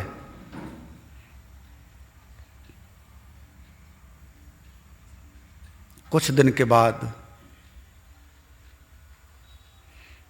मजाक मजाक में एक झोला लटकाए रहते थे, किसी ने उनके झोले में हाथ डाल दिया तो उसमें से माला निकल आई। क्या निकल आई? तो उन्होंने पूछा कि जब आप भगवान को मानते नहीं तो ये माला लेकर के क्या करते हो? बोले वैसे तो भगवान है नहीं, लेकिन कभी कभी अकेले में होता हो कि प्रभु मैं, वैसे तो आप हो नहीं, लेकिन अगर कहीं हो तो देखो एक माला मैं भी जाप कर ले रहा हूं, मेरे ऊपर भी कृपा दृष्टि बनाए रखना। ठीक है, ऐसे लोगों की संख्या अधिक है और ऐसे लोग ना इस किनारे लग पाते हैं ना उस किनारे लग पाते हैं। विश्वास के साथ मैं कहना चाहूंगा कि परमात्मा के स्वरूप को जानने के लिए ही हम आपको हनुमान जैसे सद्गुरु से मिलवा रहे हैं। और जिस दिन आप हनुमान जैसे सद्गुरु से साक्षात्कार कर लेंगे, उनकी प्रेरणा को अपने अंतःकरण में उतारने लग जाएंगे, तो जैसे हनुमान जी जैसे सद्गुरु ने तुलसीदास जी को राम से मिलवाया था, उसी तरह से हनुमान आज भी आपकी प्रतीक्षा में है कि आप तुलसीदास बन जाओ, आपको मिलवा देंगे। हनुमान जी आज भी प्रतीक्षा में हैं कि आप विभीषण बन जाओ, आपको मिलवा देंगे। हनुमान जी आज भी प्रतीक्षा में हैं कि आप सुग्रीव बन जाओ, आपको भगवान से मिलवा देंगे। आप बनना नहीं चाहते। अरे भगवान के लिए तो इतना कहा जाता है इसी कलयुग में कि नरसिंह मेहता के यहां जाकर के भगवान ठठवारी करते थे। नरसिंह मेहता ने कहा प्रभु ये क्या कर रहे हो? कहे तू इतना मुझे याद ही करता है कि मैं क्या करूं? ये तेरा उपकार मैं कैसे चुकाऊं, तो सोचता हूं तेरी ठठवारी कर दूं। विचार करिए, यही कलयुग है, बहुत ज्यादा दिन की बात नहीं हुई है। लेकिन नरसिंह मेहता ऐसे संत जो थे, वो स्थूल में रहते हुए भी स्थूल से उनका लेना देना नहीं था। आपसे भी मैं यही कहना चाहता हूं, आप हनुमान चालीसा के साथ में जुड़ने के लिए हनुमान चालीसा के रस को पियो, हनुमान चालीसा को जियो। जब आप रस को पियोगे, हनुमान चालीसा को जियोगे, निश्चित तौर से वह सद्गुरु आपको आपके राम से मिलवा ही देगा, इसमें संदेह नहीं है। आप अपने आप को उस लायक बनाना नहीं चाहते और ब्लेम करते हो। आप सब अपने अपने में हो, खुद अपने दिल पर हाथ रख करके विचार करो, अपनी कमियों को कितनी बार देखा और सामने वाले की कमी को कितनी बार देखा। तो आपको लगेगा कि जब दिन शुरू होता है और शाम बीत जाती है, तब तक मैं दूसरे की ही कमियों पर निगाह रहती है, मैं दूसरे की ही कमियों को देखता रहता हूं, अपनी कमी को कहां देख पाता हूं। याद रखिए, अपनी कमी को जब देखना शुरू करोगे तब आपकी यात्रा शुरू होगी। दूसरे की कमी को जब तक देखते रहोगे तब तक संसार की यात्रा रहेगी। अब आपको तय करना है कि संसार की यात्रा करनी है या सरकार के पथ पर चलना है। अगर संसार की यात्रा करनी है तो दूसरे की कमियों को देखते रहो, मान देते रहो, अपमान करते रहो, अपमान होता रहे, मान मिलता रहे, यही जीवन चलता रहेगा। और एक दिन यम के 4 काले काले हट्टे कट्टे दूत आकर के खड़े हो जाएंगे, घसीटते हुए लेकर के चले जाएंगे। और अगर अपनी कमियों को देखना शुरू किया, जिस दिन से देखना शुरू किया, जिस घड़ी से देखना शुरू किया, उसी दिन उसी घड़ी से आप परमात्मा के होने लग जाएंगे। और परमात्मा के जब होने लग जाएंगे, उनसे रिश्तेदारी आपकी जुड़ जाएगी। विश्वास करिए, संसारिक दृष्टि में आपने किसी एक कुत्ते को अपने यहां पाल लिया, उसके गले में एक पट्टा बांध दिया, पड़ोसी के दरवाजे पर जाता है, पड़ोसी की हिम्मत नहीं है आपके कुत्ते को डंडा मार दे। या किसी में हिम्मत नहीं है जो जानता है कि ये फला व्यक्ति का कुत्ता है, अगर मैं इसको एक डंडा मारूंगा तो वो मुझे नहीं छोड़ेगा। एक सांसारिक दृष्टि से देखा जाए। अच्छा बताइए, अगर हमारे गले में राम का पट्टा पड़ गया, हमारे गुरु ने राम नाम का एक पट्टा, एक पहचान चिन्ह हमारे गले में डाल दिया, तो क्या किसी की मजाल है क्या कि हमें प्रताड़ित कर देगा? आपको कोई प्रताड़ित नहीं कर सकता। विश्वास रखिए, आप राम के हैं, बस उस पथ पर बने रहिए। अब ध्यान रखिएगा, दो बात है। आपका ही कुत्ता, आपने ही पट्टा डाला और वह आपके घर से नीचे उतर करके या दूर जा करके कुछ गंदा कचड़ा खाने लगे, तो आप ही उसे मारने के लिए दौड़ेंगे कि मैं तो इतना बढ़िया बढ़िया से खिलाने की सोचता हूं, ये जाकर के कचड़ा खा रहा है, हड्डी सूख रहा है। तो आप खुद उसे मारने के लिए, डांटने के लिए जाएंगे। यही होता है, अगर आपके गले में नाम पट्टा पड़ गया है, आप परमात्मा के हो गए हैं, फिर भी अगर गलत काम करते हैं तो परमात्मा आपको किसी न किसी रूप में डांटते हैं। और जब डांटते हैं तो आप कहते हैं कि मेरे ही साथ ऐसा क्यों हो रहा, क्योंकि आप अपनी गलतियों को देखते नहीं। तो जब अपनी गलतियों को नहीं देखते तो निश्चित तौर से आपको पता नहीं चलेगा। आप अपनी गलतियों को देखना शुरू करेंगे तो आपको खुद ब खुद पता चलने लग जाएगा कि हां, मेरी ही गलती है। विभीषण महाराज ने क्या किया? विभीषण महाराज ने हनुमान जी महाराज से कहा, जब हनुमान जी महाराज पहले गए, राम राम कहने लगे, भोर का समय है, ब्रह्म मुहूर्त का समय है, विभीषण जी राम राम कह रहे हैं, राम नाम का उच्चारण कर रहे हैं। हनुमान जी सूक्ष्म रूप से सब जगह घूम रहे हैं। सूक्ष्म रूप से का मतलब वही सूक्ष्म शरीर, जो सूक्ष्म रूप है, सूक्ष्म रूप धरि सियहि दिखावा। तो सूक्ष्म का रूप जो बनाए थे, तो किसी ने कहा कि मशक समान रूप कपिधरी, लंका ही चले उस सुमेरी नरहरि। तो मशक समान, तो लोगों ने कहा, उसका अर्थ लगाया कि मच्छर के समान। मैं कहता हूं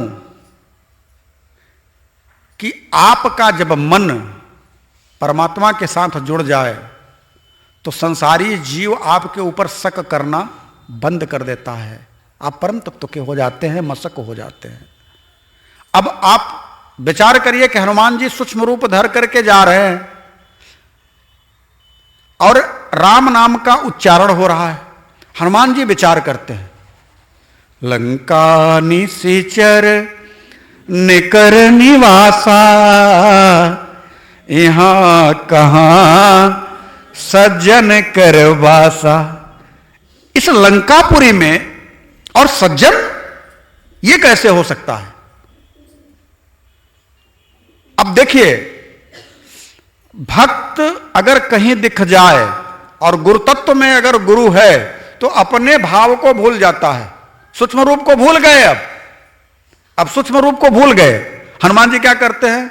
यही सनहट करी हूं पहचानी, साधु ते होई न कारजहानी। इनसे तो पहचान करना चाहिए, क्योंकि ये संत हैं। संत क्यों हैं? क्योंकि इन्होंने राम के नाम का उच्चारण किया। आपसे भी मैं वही कहना चाहता हूं कि पहली सीढ़ी जो राम के नाम के उच्चारण की है, अगर आपने उस पर कदम रख दिया तो आप भी संत मानने योग्य हो गए। अब ये दूसरा कोई आपको सर्टिफिकेट दे, आप उसकी सर्टिफिकेट की प्रतीक्षा करें, यह गलत है। देखो बाबा, एक बात बताऊं, ध्यान से समझना। संत वह नहीं जिसे लोग सर्टिफिकेट दें। संत वो है जिसे खुद के अंदर से सर्टिफिकेट मिल जाए। संत कौन? जिसे अपने अंदर से सर्टिफिकेट मिल जाए। संत वही है। दुनिया लाख कहती रहे कि गुरु जी की जय हो, गुरु जी की जय हो, तब तक आप संत नहीं हैं जब तक आपके अंदर से एक आवाज नहीं निकल आती कि हे रे, अब तू सद्मार्ग पर चलने लग गया। आज से तो संत हो गया। हनुमान जी महाराज विभीषण को संत मान गए। क्यों? कि संत ही संत की पहचान करता है।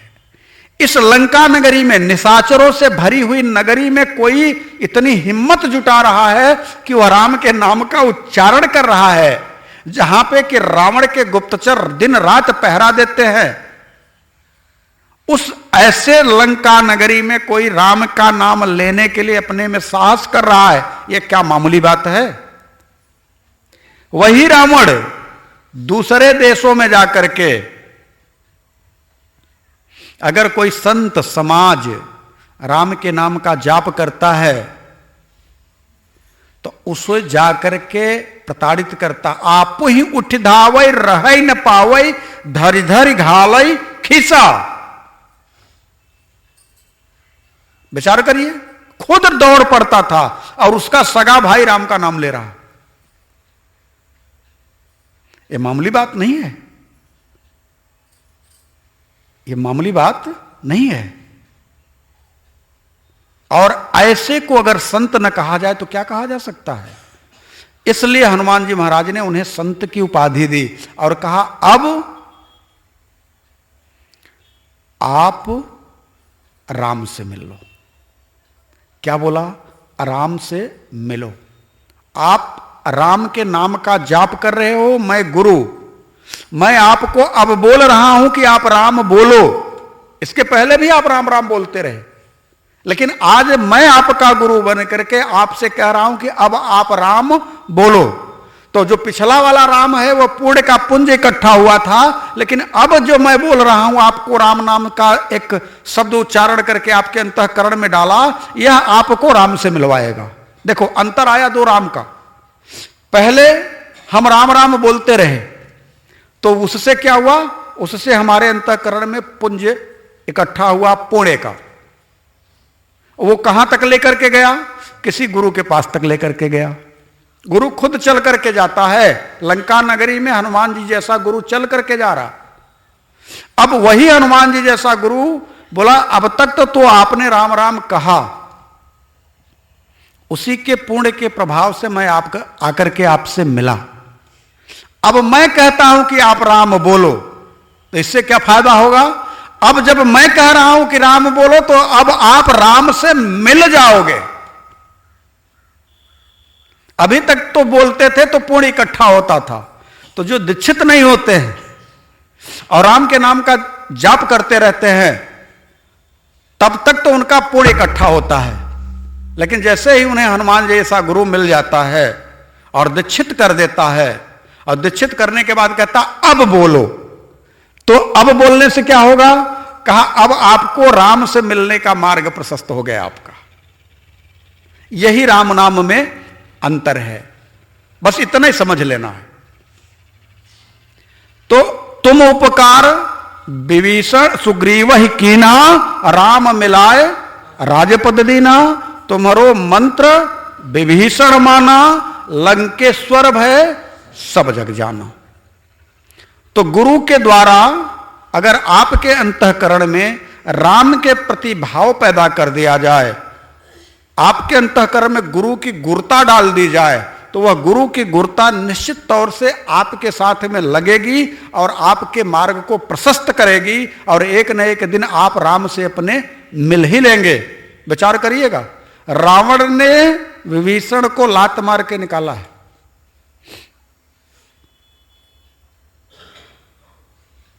ऐसा विभीषण के साथ नहीं है, आपके साथ भी है।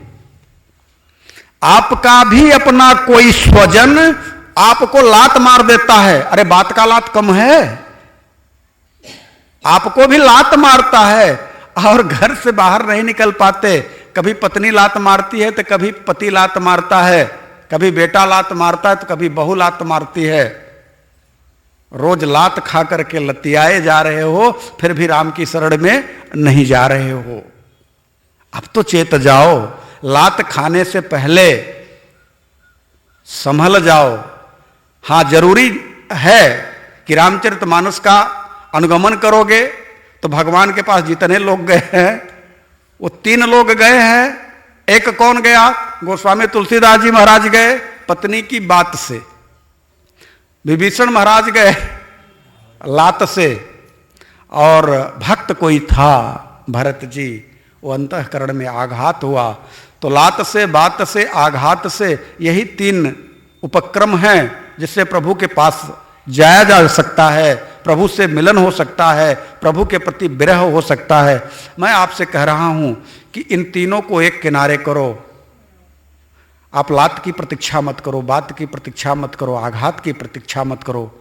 विचार करो कि आपके अपने गोविंद हैं, ऐसा मानो, और उस गोविंद की स्थिति को अपने अंतःकरण में उतारो कि ये सिर्फ मेरे हैं, ऐसा भाव पैदा करो। और जब ऐसा भाव पैदा होने लगेगा धीरे धीरे, तो उनसे एक अटैचमेंट बनेगा, उनसे एक संबंध बनेगा। और जैसे ही संबंध बनना शुरू हो जाएगा तो एक आकर्षण ऐसा बनेगा कि उनके बिना आप रह नहीं पाओगे। और धीरे धीरे धीरे धीरे धीरे धीरे ये गूढ़ रहस्य में बदलता चला जाएगा। और जब गूढ़ रहस्य में बदलेगा तो इस भाव को सिर्फ आप जानोगे या आपका गोविंद जानेगा, तीसरा कोई नहीं जानेगा। वही हमारे हनुमान जी हैं, वही हमारे हनुमान जी हैं कि जिनके लिए कहा जाता है कि सहस बदन तुम्हारो जस गावे अस कही। ऐसा कह करके अपने स्वरूप की स्थिति में स्थित हो करके फिर भगवान क्या करते हैं? अस कही श्रीपति कंठ लगावे, अपने हृदय से लगा लेते हैं। आप सबसे भी यही मैं बार बार कहना चाहता हूं कि आप अपने मार्ग में अगर कोई अवरोध है, मोह का, क्रोध का, लोभ का, काम का, ये जो अवरोध है, इसके लिए किसी गुरु की संगति कर लो, किसी गुरु की शरण में चले जाओ। पकड़ करके ना लाए जाओ, मन में इच्छा हो कि चलूं, इतना दिन है, कुछ तो 1 हफ्ते का दिन ऐसे बीत जाता है, कुछ चलूंगा तो कुछ तो मिलेगा, कुछ तो मार्ग बनेगा। और विश्वास के साथ कहता हूं, एक एक कदम आपका परमात्मा से मिलन के लिए आपको व्याकुल करने लगेगा। अच्छा, आप ही नहीं व्याकुल होंगे, मेरा गोविंद भी व्याकुल होता है।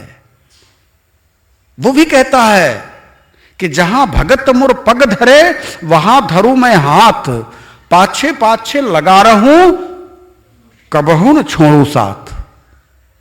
ये मेरा परमात्मा कहता है। अरे उसके लिए क्या कहा जाए?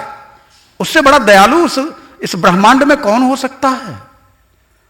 वो तो कहता है कि अपचित्सु दुराचारो भजते माम अनन्य भाग साधुरेव सहमंतव्य सम्यक व्यवस्थितो। इस कितना भी बड़ा गलत से गलत कार्य किया हो, लेकिन एक बार प्यार से मेरी तरफ आ जाए, कदम बढ़ा दे, तो मैं उसके समस्त दुराचारी नहीं, दुराचारों यानी बहुवचन की संख्या में दुराचारियों को अगर वो सरदार है, उसको भी मैं क्षमा करके उसके समस्त पापों का अपना बना लेता हूं। ऐसे दीन दयाल को छोड़ करके आप संसार के लोगों से संबंध स्थापित करके उनकी गालियां सुनते सहते रहते हो। इससे बड़ा नारकी जीवन क्या हो सकता है? आप संसार में रहो। मैं कहीं नहीं कह रहा कि आप जाकर के कहीं साधु बन जाओ, क्योंकि साधुओं को सबसे ज्यादा गाली पड़ती है।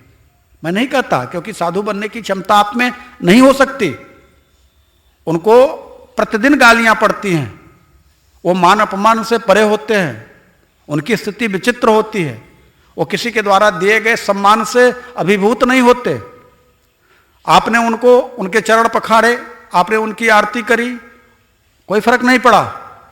वो जानते हैं कि जो भी हो रहा है मेरे गोविंद का हो रहा है। और आपने उनका अपमान भी कर दिया तो उन्हें कोई फर्क नहीं पड़ा। अपमान भी किसका हो रहा है? गोविंद का हो रहा है, वो जाने। देखिए, मैं बार बार एक बात को कई बार कहानी के रूप में कह चुका हूं कि अगर आपकी दोस्ती परमात्मा के साथ में सच की हो गई तो आपका ध्यान ख्याल परमात्मा ऐसे रखते हैं जैसे संसार में आपका अपना प्रिय जो सबसे प्रिय है रखता है, उससे 1000 गुना ज्यादा रखते हैं। अब ये समझ लो, बहुत पहले मैंने एक कहानी बताई थी कि एक अवधूत संत थे। यही ठंडी का महीना था, बरसात हो रही थी हल्की हल्की। कांप रहे थे, मार्केट में जा रहे थे, देखा कि एक हलवाई की दुकान थी, वहां पे दूध उबल रहा था, जलेबी कढ़ के रखी थी। खड़े हो गए, देखा, मन में आ गया अगर मिल जाता कुछ जलेबी खा लेते, दूध पी लेते। फिर विचार किया, ये मेरे मन में उतर कैसे रहा है, ये कैसे उतरा। 4 कदम आगे बढ़ गए। फिर आया, ठंड लग रही है, बरसात का महीना है, हो न हो ये जो सेठ बैठे हैं उनके मन में भाव आ ही जाए, पिला ही दे। तो 4 कदम फिर पीछे आए। इस बात को वह सेठ देख रहे थे। सेठ बड़े दयालु थे। दयालु क्यों थे? कि उनके ऊपर गोविंद की कृपा थी। अनुभव में आया, जो मैं कहता हूं कि आपके अनुभव में आएगा, अनुभव में आया कि इन्हें एक कटोरा दूध पिलाना चाहिए, कुछ जलेबी खिला देनी चाहिए। सेठ ने कहा, बाबा रुकिए, मैं आपको दूध और जलेबी देना चाहता हूं। अवधूत भौचक रह गए, बड़ी बड़ी आंखें करके देखने लगे कि मैंने तो मांगा नहीं, मैंने तो अभी मांगा नहीं, मैं तो 4 कदम आगे गया, 4 कदम पीछे आया, बस इतना ही किया। लौट पड़े। सेठ ने उनको जलेबी दिया और दूध दिया, खाए। अब खाने के बाद मस्त हो गए। ठंडी भाग गई, रिमझिम फुहार पड़ रही है। गोविंद की कृपा मान करके थिरकने लग गए सड़क पर। तब के जमाने में कच्ची सड़कें हुआ करती थी, पगडंडी हुआ करता था, उतना ज्यादा पक्का सड़क जो आज के जमाने में है ऐसा नहीं कुछ था।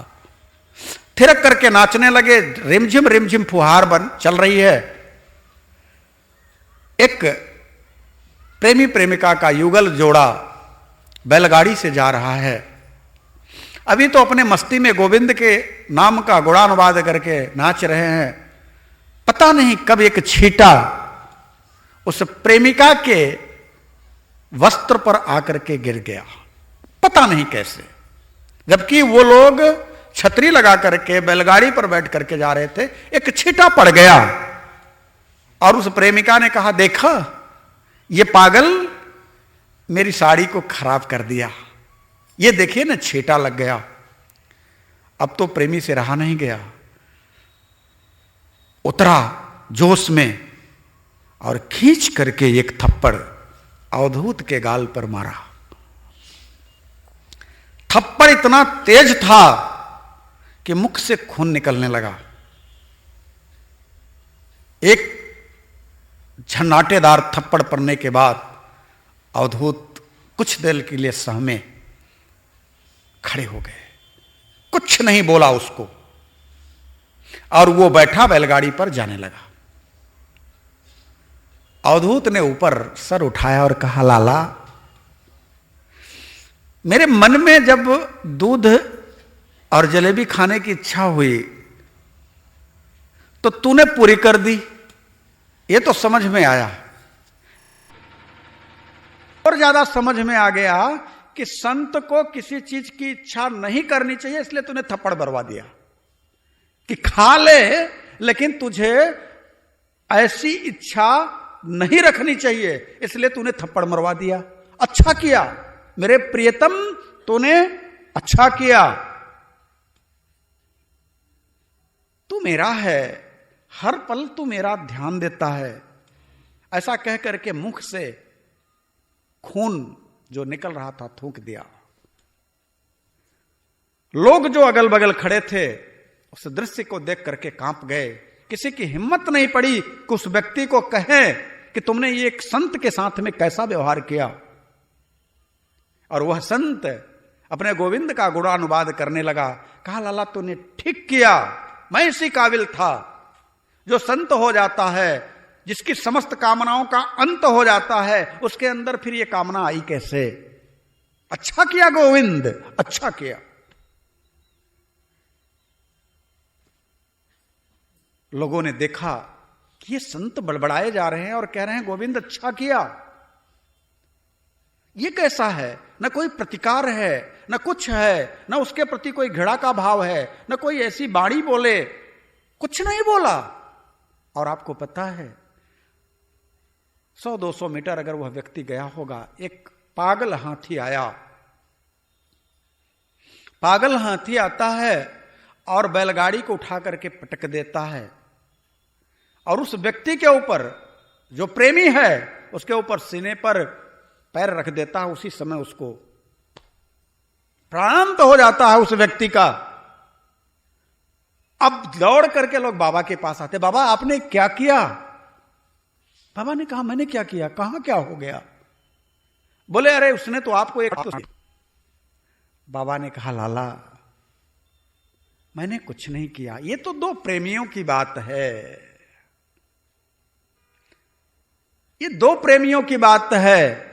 मैं थिरक करके नाच रहा था, गोविंद के भजन गा करके मेरे पैर से एक छींटा चला गया, उसके प्रेमी ने आकर के मुझे थप्पड़ मार करके मेरे जबड़े को तोड़ दिया। उसकी जितनी बिसात थी, जितनी औकात थी, उसने कर दी, लेकिन मेरा भी जो प्रेमी है उससे रहा नहीं गया। वो देख नहीं सकता अपने प्रेमिका के वो तकलीफ में, इसलिए उसने भी, भाई वो अब प्रेमी है तो उसका थप्पड़ जैसा पड़ना चाहिए वैसा उसका थप्पड़ पड़ा। इसमें मैं क्या कर सकता हूं? आपसे मैं यही कहना चाहता हूं, एक बार प्रेमिका बन करके तो देखो। वो सब कुछ करेगा, योगक्षेमम वहाम्य हम, वो सब कुछ करेगा। बस एक बार रो करके गा करके तो देखो। मैं आ तो गया हूं मगर जानता हूं तेरे दर पे आने के काबिल नहीं हूं। मैं आ तो गया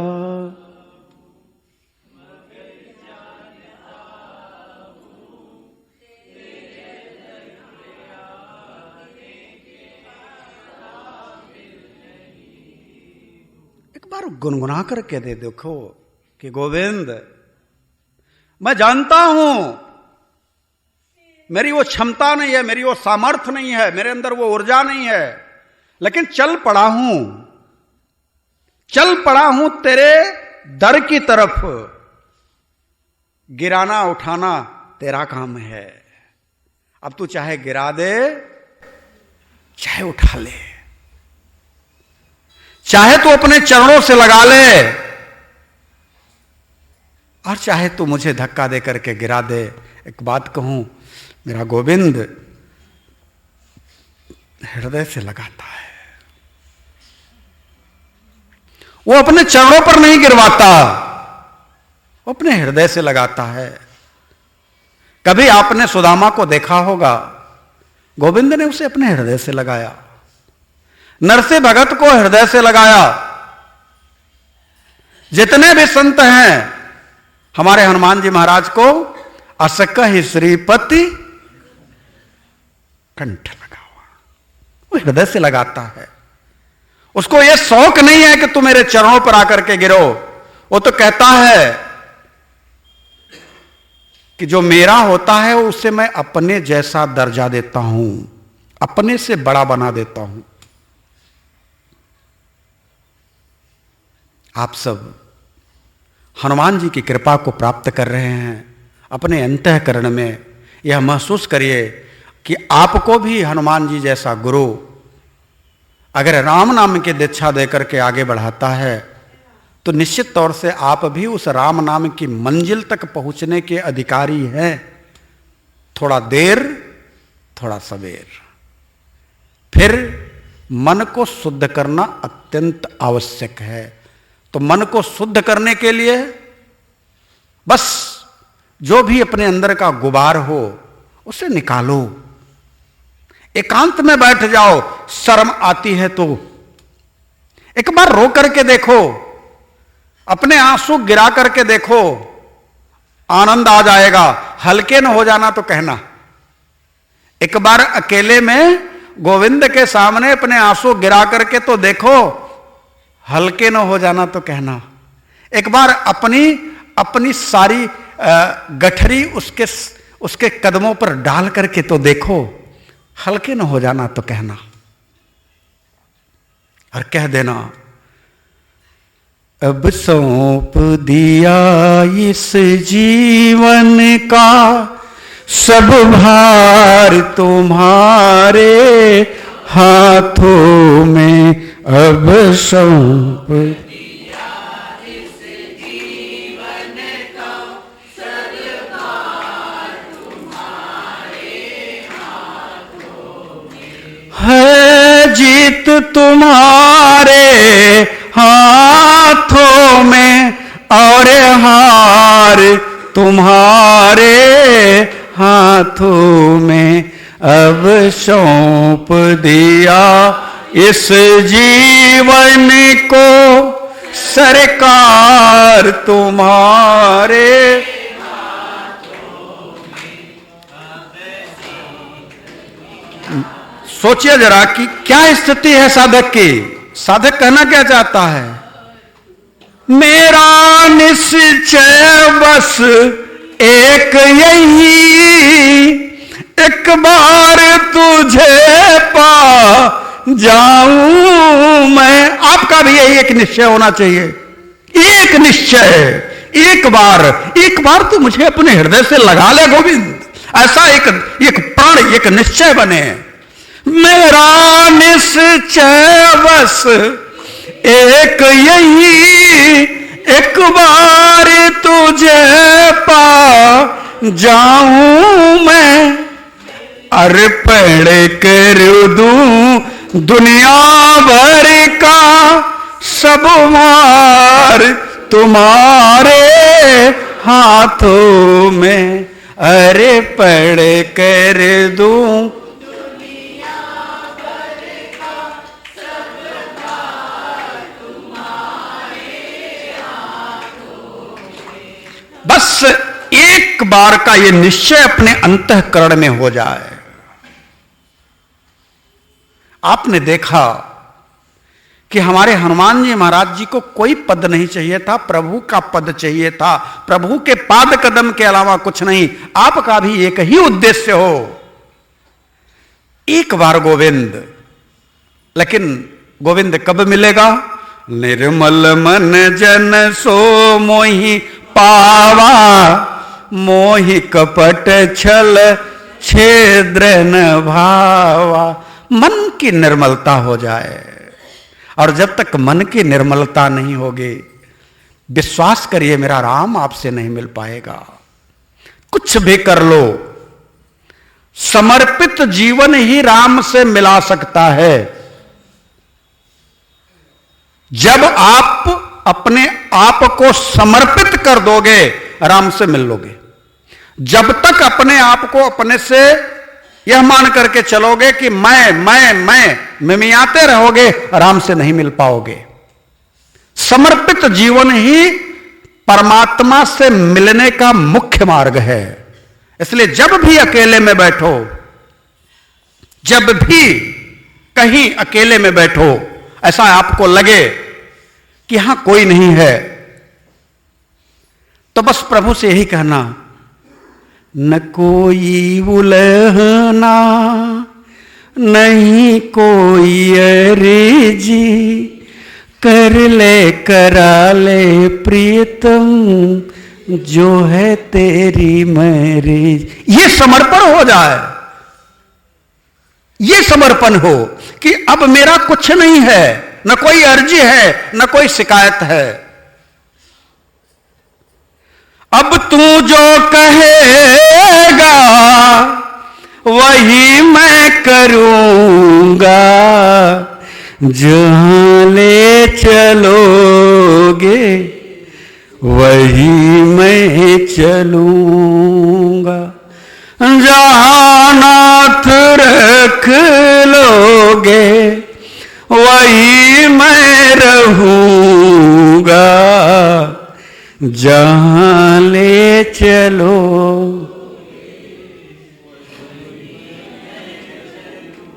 अब ये बनावटीपन से हो नहीं सकता। आप चाह करके भी बनावटीपन करना चाहे नहीं होगा।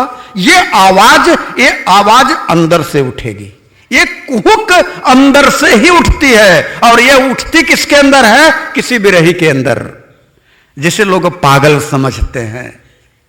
लेकिन विश्वास करो, वो जो बिरही होता है ना, उसका अपना इस स्थूल का वजूद समाप्त हो जाता है। उसके अंतःकरण में अब कुछ ऐसी कामना, लालसा, इच्छा रह ही नहीं जाती। वो तो सिर्फ और सिर्फ गोविंद का हो जाता है। बस वो यह कहता है कि तू जाने मेरा गोविंद मेरी स्थिति को, और या तो मैं जानूं। दुनिया क्या करेगी?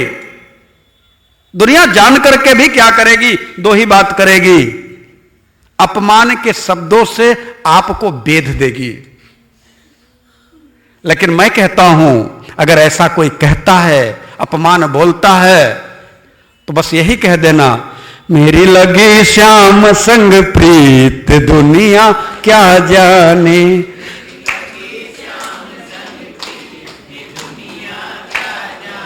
मुझे मिल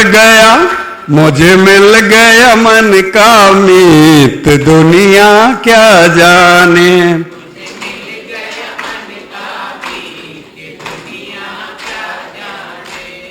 क्या जाने, क्या जाने,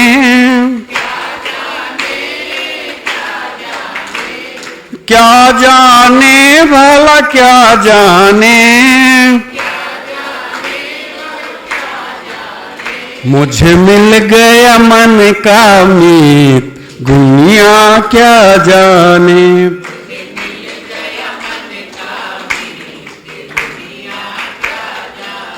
मेरा बन गया जीवन संगीत दुनिया क्या जाने।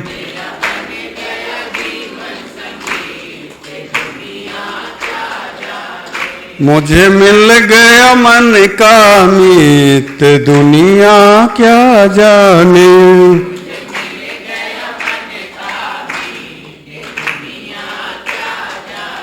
ये गुनगुनाओ, अंदर अपने अंतःकरण को सुनाओ, अपने सूक्ष्म को सुनाओ।